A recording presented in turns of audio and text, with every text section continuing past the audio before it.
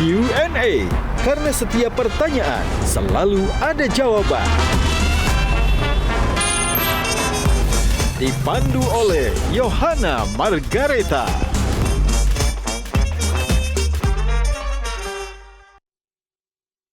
Dipersembahkan oleh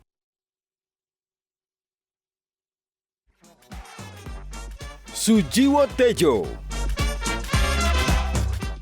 Refli Harun, Rai Rangkuti, Intan Saumadina,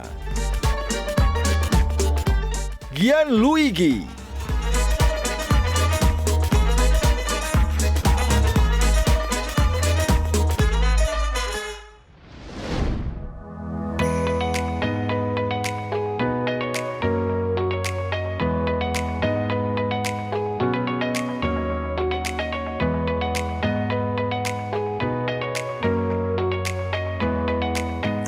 Nah, make up-nya udah kan ya? Saatnya tinggal ganti baju buat show kali ini. Pakai baju apa ya?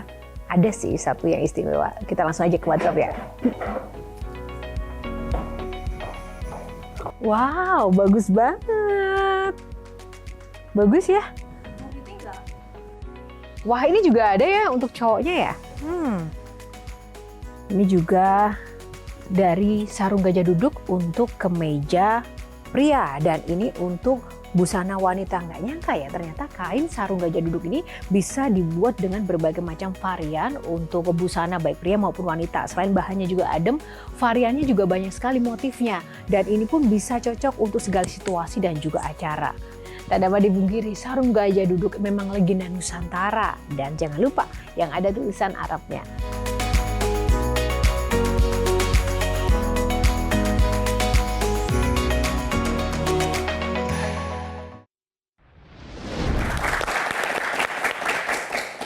Pemirsa, apa kabar? Jumpa lagi bersama saya Yohana Margareta dalam program spesial Q&A, karena setiap pertanyaan selalu ada jawaban.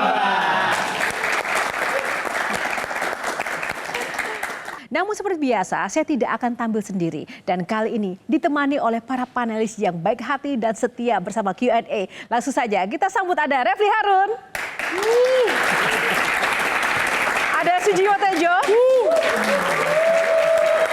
Intan Saumadina, ada Gian Luigi, dan ada Bang Rai Rangkuti. Dan kita berikan tepuk tangan paling meriah untuk rekan-rekan mahasiswa yang ada di studio. Terima kasih.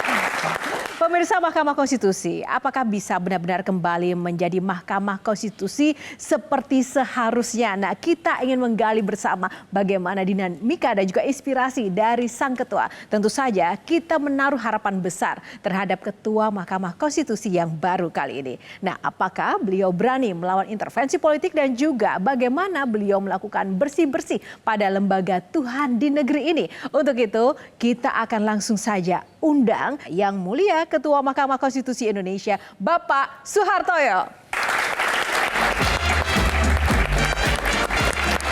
Bapak, apa kabar? Pak, kita ini sangat bersemangat sekali malam ini karena kita sama-sama ingin membawa semangat MK kembali ke jalannya. Nah, Bapak, ini merupakan suatu beban atau suatu tantangan yang seru sih Pak, setelah kemarin MK dapat dinamika yang banyak sekali. Memilih atau dua-duanya? Dua-duanya boleh dijawab. Ya, beban dan juga tantangan. Dinamika penanganan perkara, termasuk perkara yang akan ditanya itu kan? Akan ditanya panelis Pak, nanti bukan saya. Ya, artinya juga sebagaimana biasa saya menangani perkara. Biasa aja begitu ya, Pak ya? Karena saya tidak pernah menangani perkara dengan terpengaruh dengan kepentingan-kepentingan yang menurut saya tidak sejalan dengan hukum dan keadilan. Tepuk tangan luar biasa. Terima kasih Pak. Silakan duduk. Baik, di awal kita sudah mendapatkan semangat yang positif dari Bapak Soehartoyo. Nah, kita langsung saja Pak masuk ke aturan main pada Q&A kali ini. Ada 9 box dan di dalamnya akan ada topik-topik menarik. Silahkan nanti Bapak memilih topik yang mana dan kita akan gali bersama. Nah, yang pertama langsung saja Bapak berkenan memilih box nomor berapa? 7. Nomor 7. Baik, kita buka box nomor 7. Ketok palu. Oke, tepuk tangan untuk ketok palu. Bagaimana Bapak melihat MK saat ini, Pak? Saat ini atau kemarin? Kemarin dulu, baru saat ini, dan ke depan, Pak. Mbak, saya rasa MK, kalau MK-nya tidak ada persoalan. Yang menjadi persoalan, Pak? Iya, persoalannya mungkin persepsi publik ya, yang kemudian melihat ada putusan yang kemarin kemudian dianggap bahwa itu menimbulkan persoalan yang sebenarnya kalau dari sisi konstelasi proses penanganan perkara maupun tata cara pengambilan keputusannya sebenarnya kan sudah sesuai dengan hukum acara. Kebetulan perkara yang diputus ini nuansa politiknya sangat kuat sehingga putusan itu kemudian bisa ditafsirkan bahwa itu putusan yang kemudian ada muatan-muatan tertentu, terlebih setelah dikaitkan dengan adanya putusan Majelis Kehormatan Mahkamah Konstitusi itu. Kehormatan Mahkamah Konstitusi itu kan kemudian memang ditemukan ada konflik of interest yang kemudian pada suatu titik kemudian menjatuhkan sanksi kepada salah satu hakim itu. Nah itu Pak yang kita pengen gali dari Bapak. Ketok palu itu kan artinya ada suatu kebijakan untuk yang akan berdampak luas begitu, mempengaruhi banyak orang. Setiap hakim menjatuhkan putusan itu tambah satu musuh. Kalau dalam praktek-praktek peradilan tidak di Mahkamah Konstitusi, Mbak, dalam perkara-perkara sifatnya privat, misalnya perkara perdata, ketika kita mutus perkara perdata, memenangkan penggugat, tergugat pasti akan menjadi lawan kita. Dalam perkara yang publik, misalnya perkara pidana, ketika kita menjatuhkan pidana kepada seorang terdakwa, kalau putusannya itu kemudian meringankan terdakwa, musuh kita adalah jaksa penuntut umum. Itu satu lawan akan datang. Tapi kalau kemudian putusan itu kita memberatkan, dianggap memberatkan terdakwa atau tersangka, dia akan memusuhi kita. Jaksa akan menjadi kawan kita. Dan Bapak selalu siap dengan konsekuensi itu. Selalu, dan iya. Jadi kalau jadi hakim memang nggak boleh baper ya Pak ya? Nggak boleh. Oh iya, tidak boleh dan tidak pernah juga kalau bagi saya loh. Nggak tahu hakim ya, lain. Baik, kita persilakan panelis yang pertama untuk bertanya adalah Bang Refli. Silakan Bang Refli. Tapi ini Pak Ketua, biar objektif ya, saya bikin polling tuh di tempat saya, di channel saya, dan yang sudah voting itu 54.000. Oh, banyak kan? Pertanyaannya adalah setelah MK memiliki ketua yang baru, Dr. Soehartoyo, apakah Anda percaya MK akan netral seandainya ada permohonan sengketa pemilu? Unfortunately, jawabannya saya kasih 3 pilihan. A percaya, B tidak percaya, C ragu-ragu. Saya kasih room ragu-ragu. Percayanya 8% cuma Pak Ketua. Bahwa MK bakal netral itu 8% cuma yang percaya. Yang tidak percaya, unfortunately 72%. Dan yang ragu-ragu 20%. Jadi masih banyak yang skeptis bahwa MK bakal netral di sengketa pilpres atau pileg nantinya. Pertanyaan saya kepada Pak Ketua, apa taktik atau strategi, apa trik atau apapun kebijakan untuk mengembalikan kepercayaan masyarakat terhadap MK ini yang menurut saya berat sekali untuk dikembalikan. Baik, silakan Bapak. saya akan buktikan bahwa bagaimana 8% itu kemudian bisa saya buktikan bahwa argumen itu atau data itu kemudian menjadi tidak benar ketika nanti MK menangani perkara sengketa 8% Pak, Pilpres. 70%. 70 kan yang ragu tadi. 8, Pak. Yang percaya, Pak. Iya, makanya 8%. Makanya mungkin mereka punya pandangan berarti kan persoalannya bukan bukan figur sayanya atau kalau figur sayanya berarti pikiran saya bahwa ini Harusnya lebih ya Pak? mereka punya figur lain di MK itu yang sebenarnya bisa lebih baik dari saya, mungkin bisa tidak 8%.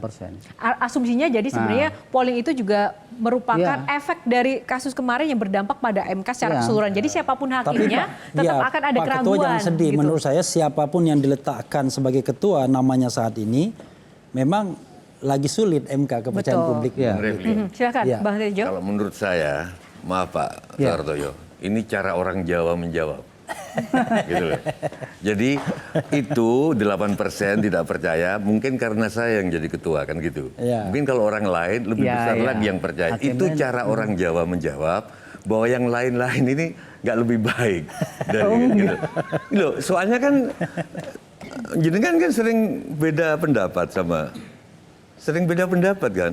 Jadi Tapi- gimana sebaliknya gitu? Iya, cara membawaannya orang Jawa begitu gitu loh. Bener nggak sih Bapak? Tapi kan gini, Pak Tejo.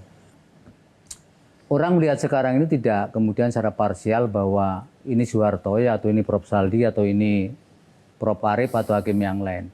Melihatnya adalah lembaga. Pasti. Mahkamah Konstitusi. Sehingga pollingnya Mas Rebi itu mestinya ditujukan kepada lembaga MK. Jadi tidak, kalau dipisah dengan ketua saya kira siapapun yang jadi ketua saya kira kalaupun di atas 8% juga tidak akan jauh dari 8%.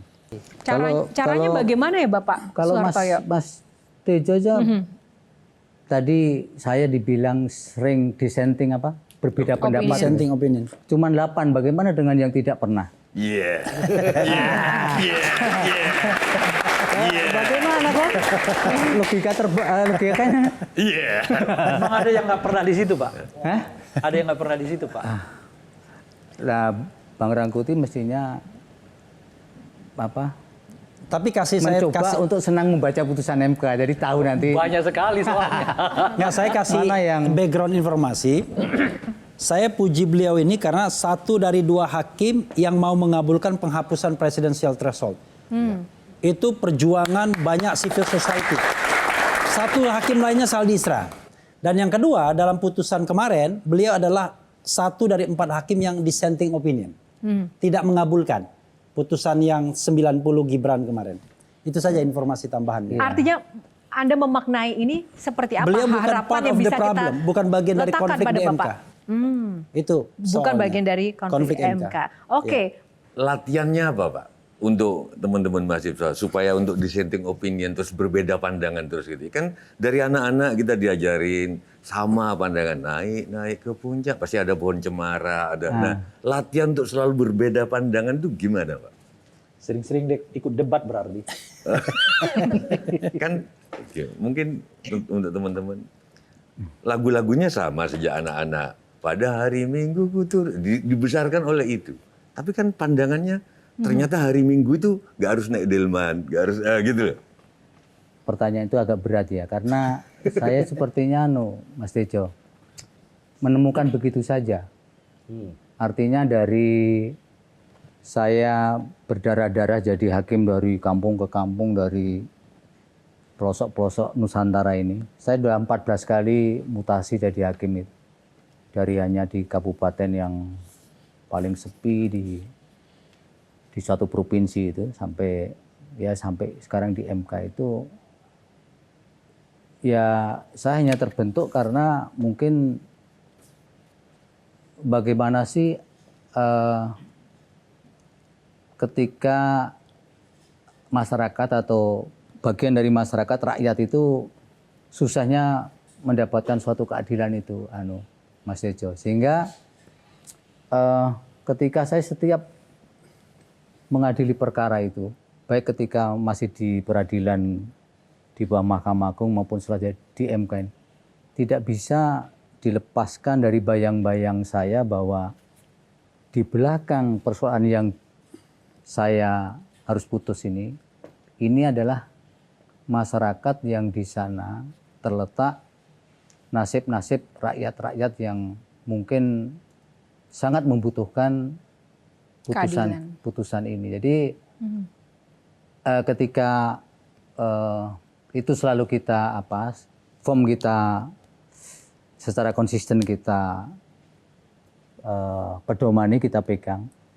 Kita sepertinya kemudian sulit untuk terpengaruh dengan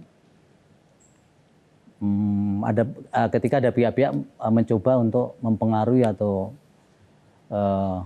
mengganggu sikap pilihan itu yang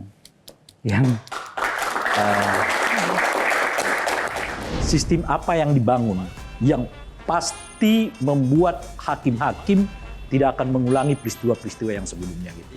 karena yang paling penting adalah bagaimana setiap hakim itu bisa mengawasi dirinya masing-masing.